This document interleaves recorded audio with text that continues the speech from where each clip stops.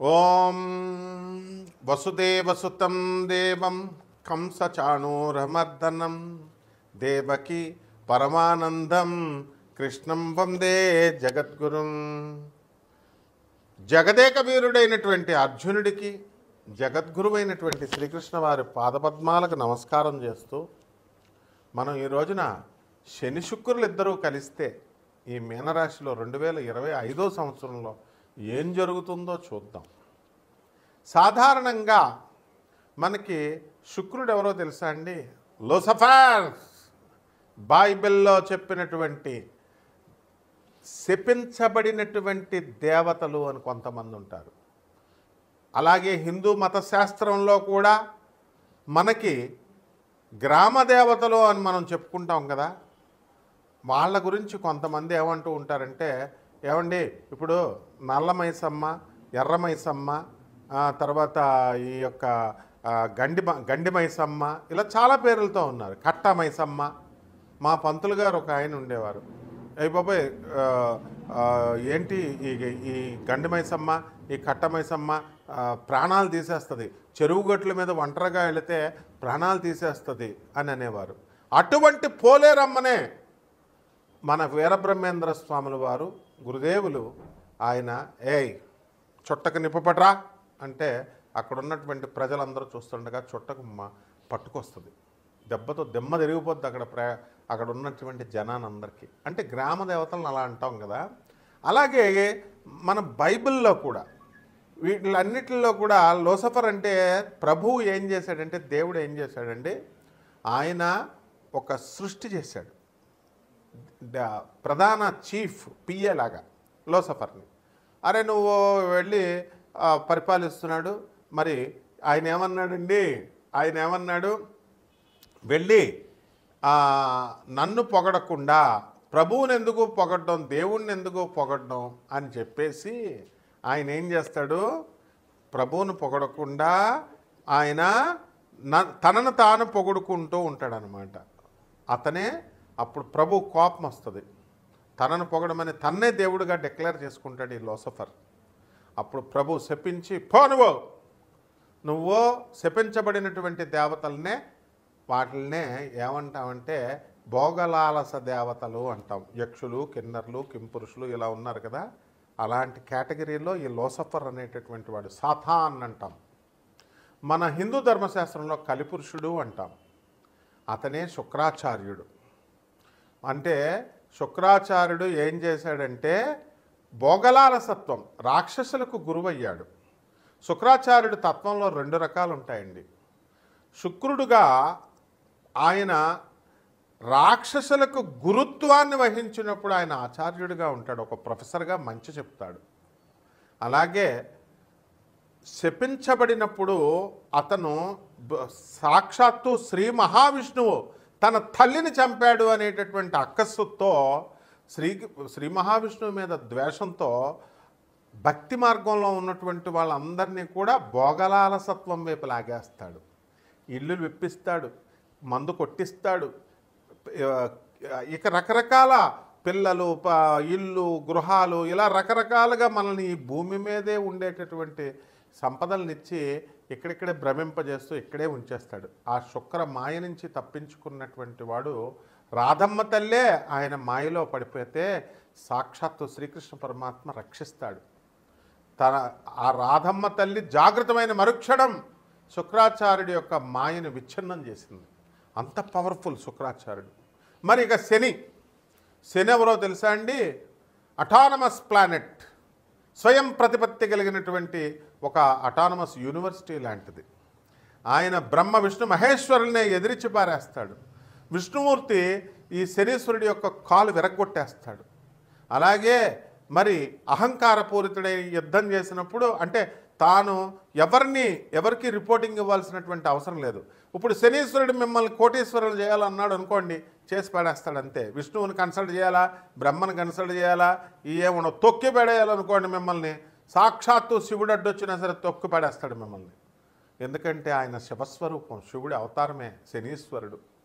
కాబట్టి ఈ యొక్క శనీశ్వరుడికి స్వయం ప్రతిపత్తి ఎలాగైతే ఉందో, రావణ బ్రహ్మ వాడంటే అందరికీ పాస్ పడిపోద్ది.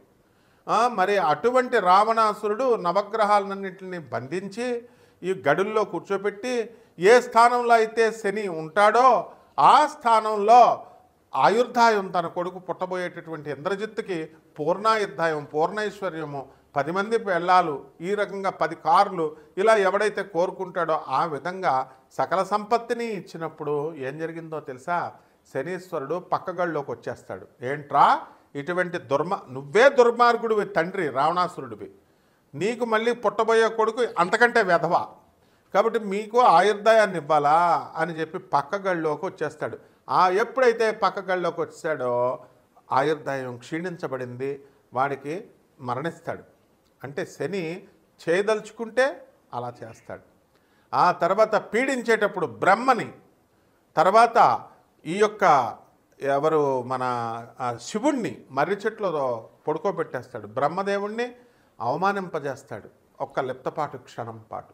అటువంటి వాడు పరమేశ్వరుని పార్వతీదేవి అడుగుతుంది ఏమని, అయ్యా నిన్ను పీడించడం ఏంటి? సర్వసృష్టికి నువ్వు జగత్తుకి అధిష్టాన దేవుడు కదా, నువ్వే కదా బాస్ అని అంటే, నేను సరదాగా పిల్లల్లాగా చేశా, మన పిల్లలు సరదాగా ఆడుకుంటుంటే మనం ఇది అవ్వకూడదు, డాడీ అని కొడతారు, పిప్పలాచార్యుడిని నేను పుట్టిస్తాను, అతని చేతిలో శనికి పరాభవం జరుగుతుంది అని చెప్పి పిప్పలాచార్యుడిని పుట్టిస్తాడు. ఇవన్నీ కూడా చాలా కథలు ఉన్నాయి. కాబట్టి మనం చెప్పుకోబోయేది ఏంటంటే శని శుక్రుడి గురించి చూద్దాం. మీనరాశిలో శని ఉచ్చస్థితి, అటువంటి శనేమో శుక్రుడు ఉచ్చస్థితి, శనేమో సముడు. కాబట్టి ఈ శని శుక్రుల మిత్రత్వం ఉంది. కాబట్టి ఎక్కడైతే ఇప్పుడు అమ్మాయిని 7 సంవత్సరాలు 8 సంవత్సరాలు ఫోన్ మాట్లాడి వాడికి అదుర్సు సినిమాలో బ్రహ్మానందంలాగా అయిపోద్ది అనమాట. శని శుక్రులు మీనరాశిలో కలిస్తే, మళ్ళీ శని శుక్రులు వేరే చోట కలిస్తే మళ్ళీ అది సక్సెస్ అవుతుంది. అదుర్సు సినిమాలో బ్రహ్మానందం ఏం చేస్తాడండి, చక్కగా ఆ నయనతారకు మొత్తం అన్నీ చేస్తాడు. అన్నీ నాకేస్తుంది గురువుగారు అని జూనియర్ ఎన్టీఆర్ అంటాడు, మిమ్మల్ని నాకేశారండి, బాగా వాడేశారండి అంటాడు. అంటే సోఫాలు ఇప్పిస్తాడు, సామాన్ ఇప్పిస్తాడు. అలా మనం జనం అంతా కూడా ఆడది ఫోన్ చేయగానే, ఆడది అడగగానే మొత్తం డబ్బులు ఇచ్చేస్తారు. మొత్తం మగవాడు పాపం ఎంత దుర్భర పరిస్థితిలో ఉన్న ₹1 ఇవ్వడానికి బాధపడతారు. అది ఈ శని శుక్రుల యొక్క కలయిక మీనరాశిలో. అంటే ఏంటంటే మీరందరూ మిమ్మల్ని అందరినీ లవర్స్ వదిలేస్తారు, అందరూ డౌట్ లేదు. తర్వాత ఎన్నో సంవత్సరాలుగా మేము ఇన్వెస్ట్మెంట్లు పెట్టామండి లవర్ మీద, మేము ఎన్నో కష్టాలు పడి మేము 7 సంవత్సరాలు 8 సంవత్సరాలు మాట్లాడేమంటారు, మీరు మోసగింపబడతారు మీ ప్రేమికుల చేతిలో.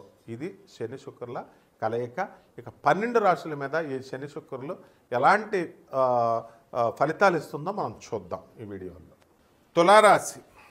ఈ తులారాశి వారందరికీ కూడా మనకి షష్టమంలో ఉన్నటువంటి శని శుక్ర గ్రహ ప్రభావాల వలన బృగశుట్ దోషము అనేటటువంటిది ఉంటుంది. అత్తగారులతో ఆడవాళ్లతో గొడవలు జరుగుతూ ఉంటాయి. కాబట్టి జాగ్రత్తగా ఉండాల్సినటువంటి అవసరం ఉంది. అయితే శని యొక్క ప్రభావం వలన మీ ఆయుర్దాయం పెరిగేటటువంటి అవకాశాలు మీకు ఉన్నాయి. పనులన్నీ కూడా కాస్త మందకొడిగా అయినప్పటికీ కూడా పట్టుదలతో మీరు మీ పనులన్నీ కూడా పూర్తి చేసుకోవడం అనేటటువంటివి జరుగుతాయి. మరి మే 29వ తేదీ వరకు కూడా మరి ఈ యొక్క కేతుగ్రహము అనేటటువంటిది కొన్ని పంచాంగాల్లో మే 18 అని ఉంది. మరి ఆ మే 18 వరకు కూడా మీకు కేతువు కన్యారాశిలో ఉన్నంత కాలం కూడా మీకు ఏమవుతుందంటే కాస్త చాదస్తంగా ఉండడం అనేటటువంటివి జరుగుతాయి. ఆ తర్వాత మే 18 తర్వాత లాభంలో ఉన్నటువంటి కేతుగ్రహ ప్రభావం వలన విదేశాలకు సంబంధించినటువంటి పనులన్నీ కూడా చకాచకా మీకు పూర్తవుతాయి. ఎక్స్పోర్ట్స్ ఇంపోర్ట్స్ బిజినెస్లన్నీ కూడా మీరు బ్రహ్మాండంగా పూర్తి చేయడం అనేటటువంటివి జరుగుతాయి. కాబట్టి మీకు ఈ యొక్క విద్యార్థులు మరి ఫారెన్ వెళ్ళి చదువుకోవాలండి అని అనుకునేటటువంటి వాళ్ళంతా కూడా మీకు ఫారెన్ వెళ్ళే అవకాశాలు మీకు వస్తాయి. రాజ్యస్థానంలో కుజుడు మరి మీకు నేచపట్టి ఉన్నాడు. దానివల్ల మీకు వృత్తిలో కాస్త చిన్న చిన్న ప్రాబ్లమ్స్ రావడానికి అవకాశాలు ఉంటాయి. కానీ మీకు జాబ్ ఇన్సెక్యూరిటీ ఏమీ లేదు. మీ ఉద్యోగం ఎక్కడికి కూడా పోదు, భద్రంగా ఉంటుంది. కాకపోతే ఈ యొక్క తులారాశి వారికి కొంతమందికి కుక్కలు కరవడానికి అవకాశాలు ఉన్నాయి, యాక్సిడెంట్లు అవ్వడానికి అవకాశాలు ఉన్నాయి. కాబట్టి నేచపట్టినటువంటి కుజగ్రహ ప్రభావం నుంచి మీరు తప్పించుకోవాలి. అదేవిధంగా ఈ యొక్క తులారాశి వారికి మరి ఫ్యామిలీ సంబంధించినటువంటి ఈ యొక్క వ్యవహారాల్లో ఎక్కువ కాన్సన్ట్రేషన్ చూపిస్తారు. పబ్బులు, రెస్టారెంట్లు అంటూ మీరు విందు వినోద కార్యక్రమాలతో అసలే మే నెల ఇప్పుడు సెలవులు, పిల్లలతో ఫ్యామిలీలతో బంధువుల ఇళ్ళకి వెళ్ళి ఎంజాయ్మెంట్ చేయడం అనేటటువంటిది జరుగుతుంది.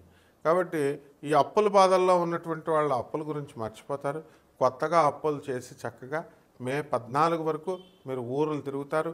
మే 14 తర్వాత మీకు భాగ్యస్థానంలోకి వచ్చినటువంటి గురుగ్రహ ప్రభావం వలన మీరు అప్పులన్నీ కూడా తీర్చేయగలుగుతారు. అదృష్టం కలిసి వస్తుంది. ఇక మిగతావన్నీ కూడా మనం స్టెప్ బై స్టెప్ మనం నెక్స్ట్ వీడియోల్లో మనం తెలుసుకుందాం. Keep watching. మరి పరిహారాల దగ్గరికి వచ్చేసరికి ఏం చేయాలండి, మనం గురుగ్రహం బాగుండలేదు, మే 14 వరకు గురు జపం చేసుకోవాలా, గురు స్తోత్రాలు చదువుకోవాలా.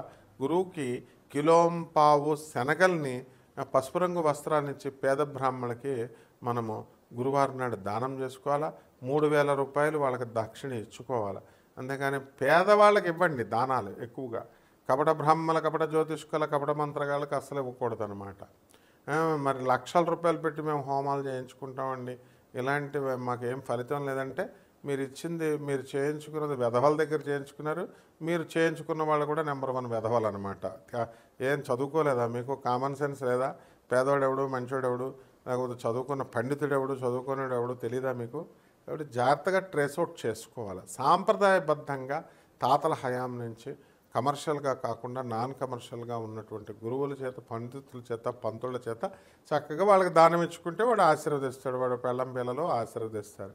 వాళ్ళు బలిసిన వాళ్ళకి లక్షల రూపాయలు మాకు కావాలనేటటువంటి వాళ్ళని మీరు ప్రోత్సహించినట్లయితే మీరు వాళ్ళు కూడా రౌరవాద నరకాలకి వెళ్ళిపోతారు దానం ఇచ్చినా సరే. అలాగే చక్కగా ఈ యొక్క మేడి చెట్టుని చూసుకోండి. మేడి చెట్టు చుట్టూ 108 ప్రదక్షిణాలు చేసుకోండి. చక్కగా బకెట్ నీళ్లు పోసుకోండి. 108 ప్రదక్షిణాలు గురువారం నాడు చేసుకోండి.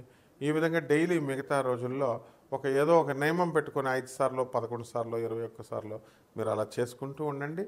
అప్పుడు బ్రహ్మాండంగా మీ యొక్క అదృష్టం అనేటటువంటిది కలిసి వస్తుంది. శుభమస్తు.